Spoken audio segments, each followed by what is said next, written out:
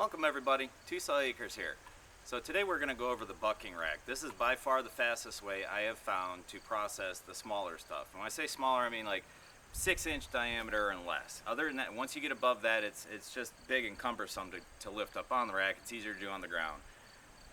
But with the bucking rack, I think right now there's about 18 logs on here, and 5-6 cuts and the whole thing's done. So a lot faster, a little bit extra in prep time to get it up there. This bucking rack in particular, it's metal, it's got a bar on the bottom, I'll show you here in a second. You really got to watch out when you cut through the bottom, make sure you don't jam into that bar.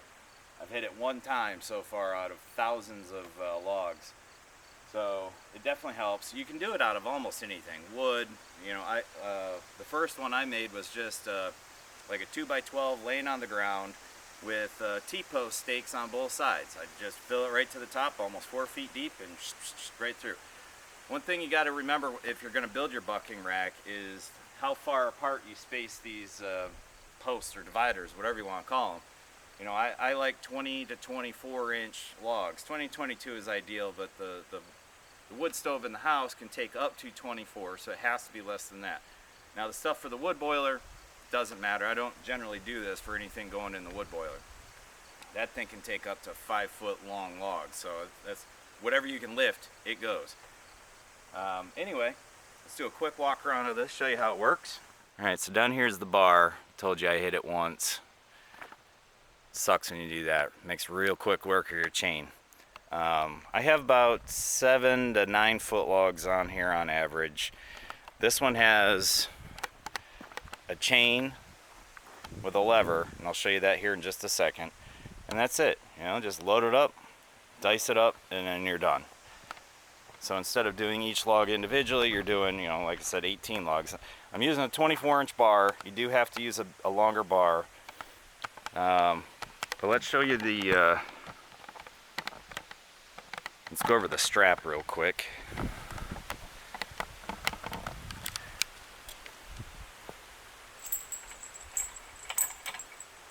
And if I were to extend this chain even a little bit, I could stack it higher, but I don't bother. Just hook it down here. And it's got this over center pedal, tightens it down. Just tight enough. And just like that, we're ready to cut. So I'm going to get my my earplugs and gloves, and then we'll whack this up.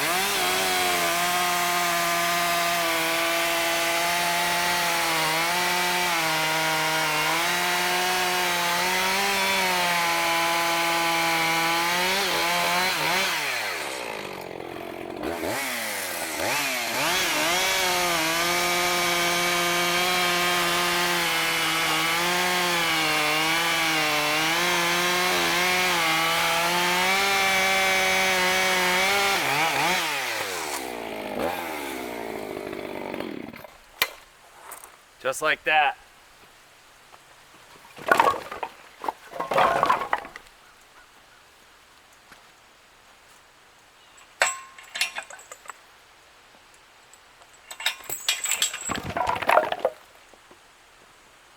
So you can see 4 cuts. I trim the end just to get the right size I want to get started.